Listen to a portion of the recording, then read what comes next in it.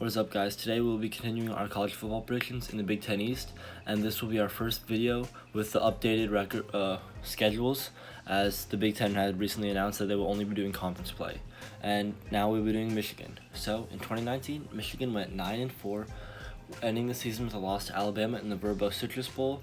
They had a key win against Notre Dame. They blew them out at home right after a tough loss to Penn State. And their 4 losses, they lost by an average of 18.7 points. They were able to turn the season around, starting after the first half of the Penn State game, started clicking on offense, almost came back and won that game, and like I said, the following week, they hosted and destroyed Notre Dame, which was a huge win for them, a top 10 win, and they went on to win their next 3 games, giving them a 4-game winning streak into the Ohio State game and giving them lots of momentum. Now, this team did lose a lot, having 10 players drafted in the NFL draft this year. Some offensive losses they had. Obviously, the quarterback, Shea Patterson, one of the lead wide receivers, Donovan Peoples-Jones. But were they really, the offensive line, they lose 4 offensive linemen to the NFL. Cesar Ruiz, Ben Bredson, Mike Onwenu, and John Runyon. So losing, that's basically almost their entire offensive line gone. So that's going to be a huge thing to look at for Michigan coming into this 2020 season. And now on defense, they lose 3 linebackers, Josh Uche, Khalid Hudson, and Jordan Glasgow. There was a D lineman, Mike Dunna, and Josh Mitlis, a DB. So 5 starters on offense and 5 starters on defense drafted into the NFL. So they will have to fill up some holes. Now some notes about the 2020 schedule. Like we mentioned earlier, there's no non-conference games for the Big Ten, so Michigan will not be starting their season at Washington, and they will not be playing Ball State and Arkansas State as well. So they will most likely have to add 1 more game because the Big Ten is planning on a 10-game season, which means they will add 1 more team from the West, and that can either be Nebraska, Iowa, Illinois, or Northwestern. Another possibility that could happen is a home-and-home series with geographically close teams such as Michigan State and Ohio State, and this would happen in a situation where Maryland or Rutgers, as they're both in Maryland and the DMV, and Rutgers in near the New York City metropolitan area, and those heavier hit places, have some rumors and some speculations of some canceling, just in season in general. Now, although their home opener 2020 season opener against Washington would have been very tough, they didn't quite dodge a bullet by getting an easier opener with the Washington game being canceled, as they will now have to start the season against Wisconsin in week 1. And to make matters even worse, Michigan will probably have to start the season with the first 4 games are probably going to be tougher than any other team in college football in this 2020 season. Now, with that being said, let's get into these predictions. Now, first game of the year, they are hosting the Wisconsin Badgers on September 26th. Now, assuming that this game is played on September 26th, given there will probably be no fans there, both teams have a lot to figure out. Wisconsin loses Jonathan Taylor, and we don't know if they're going to go back with Jack Cohn or if they're going to try a new option at quarterback. But Wisconsin they're getting a lot of preseason hype. They were number 4 in the ESPN preseason rankings. I think that's quite absurd, honestly, but they are getting that recognition that they haven't been getting in previous years, so that'll be interesting to see. And then also Michigan, this will be week 1 with their new quarterback, either Dylan McCaffrey, most likely Dylan McCaffrey, I think it's going to be, but without the time for this quarterback to really develop in our previous games, it's going to be tough. So I am going to take the Wisconsin Badgers in a close and just a really kind of sloppy game. Just 2 teams are really trying to slug it out. Long break. Probably not a full summer training camp. So yeah. And then next week, they host Penn State. So that's 2 top 10 teams they're starting the season off with. That's really hard. They do have both at home, but obviously there will not be any fans there. So they don't not too much of a home advantage. Now, the home team has won this game the past 4-5 years. They've created some blowouts. Michigan finally made it close last year. Penn State is going to be a very good team this year. On the defensive side, returning Micah Parsons, a very underrated safety, Lamont Wade, Tariq Castro Fields, Shaka Toney, they have a lot of talent on this defensive side of the ball, and also on the offensive side of the ball as well. One of the best running back cores in the nation with Journey Brown, Noah Kane, Devin Ford, and then at the tight end position, Pat Frymuth, a preseason All-American. You got 4 returning offensive linemen. The only problem with this Penn State offense is the passing game. They lose KJ Hamler. You lose 5-star Justin Shorter. Daniel George is going to have to come up big this year. Jahan Dotson will be the number 1 target as well from the wide receiver position, but Daniel George and some of these new recruits are going to have to really step up big time. And so will Sean Clifford.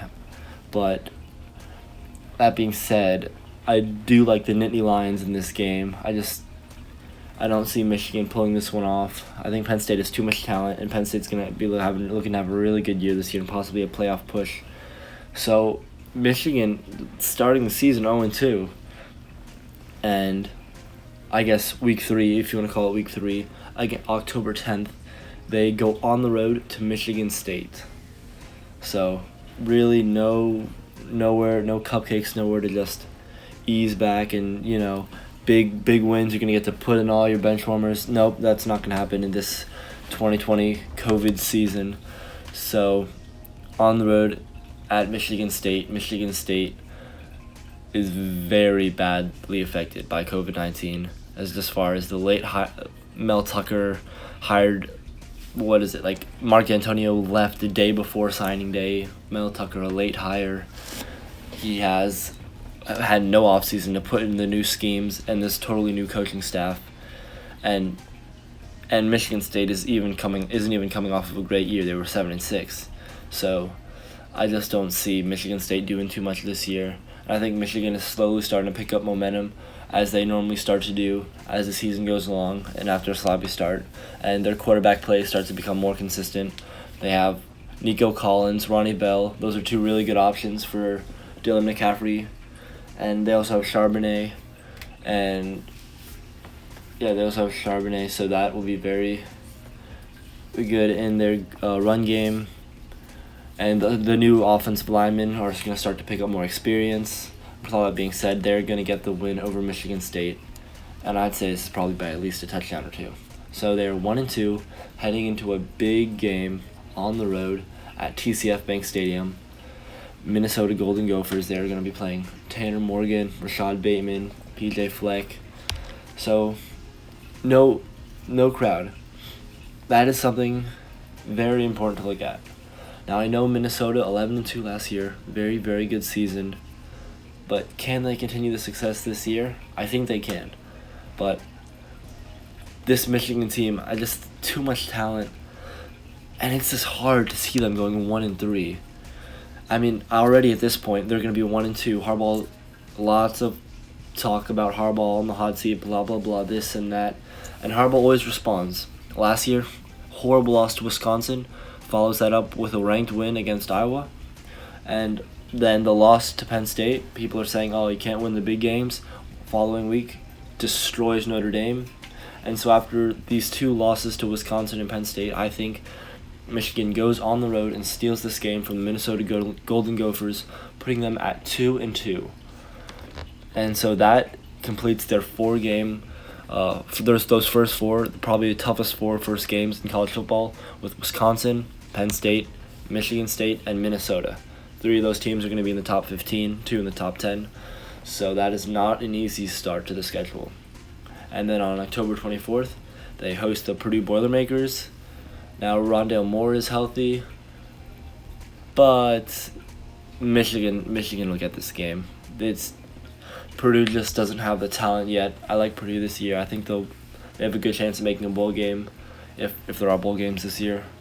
But Purdue isn't. I don't think they have the talent, and they're, I think, 1 year behind.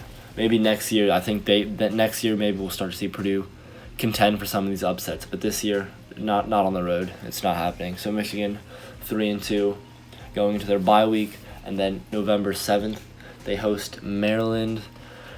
Maryland is gonna be a very inconsistent team this year, to say the least. We don't really know what they're doing at quarterback. We don't know Tagovailoa's eligibility. They have recruited well, Mike Locksley, though, a horrible record as a head coach. And Maryland is not going into the Big House and winning this game. It's just not happening. So Michigan is going to beat Maryland 4-2. Then Michigan goes on the road to Rutgers.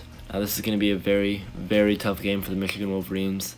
And I honestly, with Greg Schiano, Rutgers, I honestly see Michigan losing this game. Nah, I'm just kidding. Yeah, Michigan will take care of Rutgers. Won't be close at all. And Michigan won this game, and that will put them at 5-2. Now, November 21st, they will host the Indiana Hoosiers. Indiana is a team that you do not want to sleep on. They were a very sleepy team last year, very good. Almost got to 9 wins if they didn't choke that game to Tennessee. And it's a trap game for Michigan. It is. Right before the big Ohio State game, Ohio State's likely going to be in the top 5, probably higher, probably 1 or 2. So I could definitely see these Michigan players looking 1 week in the future for that game. And Tom Allen is going to have his Hoosiers ready to play. Tom Allen is a very underrated coach. But I don't see Indiana making the upset. I think it's going to be a very close game. Michigan's going to have to grind it out. But Michigan will get this win, and that puts them at 6-2 going into the Ohio State game. Now, Ohio State, I just think Ohio State really just owns the Big Ten. I don't see Ohio State losing. Really, just Justin Fields, all that talent, Victor Olave. They have a solid offensive line. They have Trey Sermon, running back from Oklahoma, coming in. And their recruiting classes have just been top-notch, so they have the talent. They're going to replace all the guys that left the NFL draft. They will have no problem, especially by this time in the season. All these talented players will have the reps and the experience. It's at Ohio State, not like that's going to be a huge difference, but Ohio State gets this win, and I honestly don't know if it's even going to be close. I could be very similar to what we've seen in the past few years, where it's maybe Michigan keeps it a game until halftime, but then Ohio State's going to pull away, probably win by 2 or 3 touchdowns, I'd say. And then we have Michigan will either play, like we mentioned earlier, Illinois, Northwestern, Nebraska, or Iowa. They play one of those teams.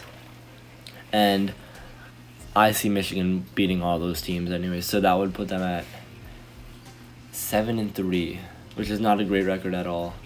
But they do have a quality win at Minnesota. That Indiana win, that should look pretty good. Indiana I think they'll have a pretty good year this year. And the resume is not great, not really that great. At 7-3, they are looking at a potential Outback Bowl, which is probably, I think, where they'll go, and that's not what you want to hear if you're a Michigan fan. Year 5, Jim Harbaugh. Year 5, not year 6 yet. In year 5, that you were still in that 7-3, 9-3 range, going to the Outback Bowl. Certainly not what you expected, but